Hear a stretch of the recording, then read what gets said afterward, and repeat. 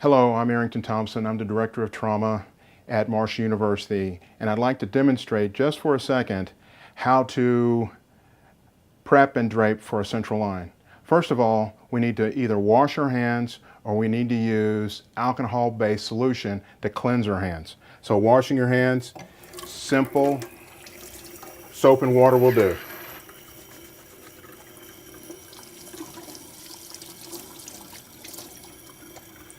Now we're ready to begin.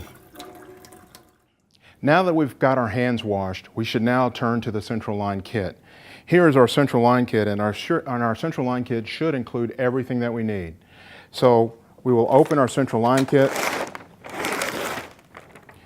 and you'll notice that just right on the top we have some things that we need, including a mask and our prep. So usually we take this out, open it up, and the first thing I do is take out our prep, and then we can prep the patient.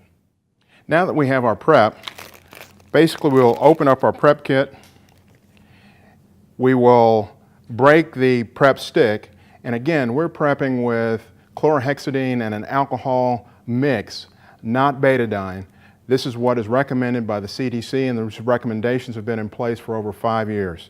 Again, we will break the stick, and then we need to prep a wide area. Right now I'm simulating placing a subclavian catheter or an internal jugular catheter.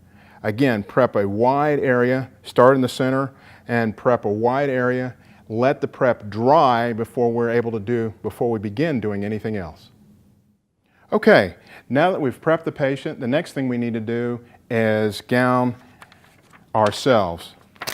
So use a mask. If you're not wearing glasses, you should probably keep this protector on to protect yourself. If you are wearing glasses, I think it's probably okay not to use that protector, but we need a mask, we need a cap, we need our gown,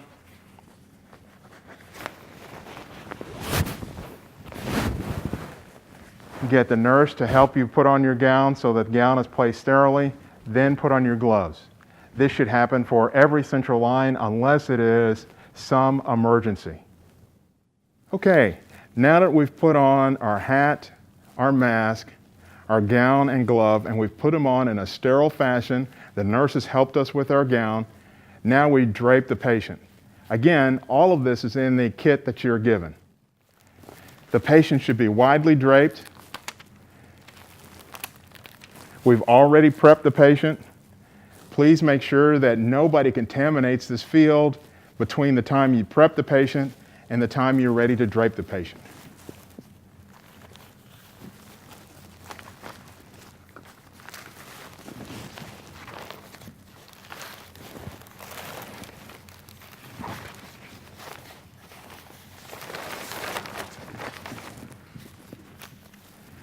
Now the patient is draped.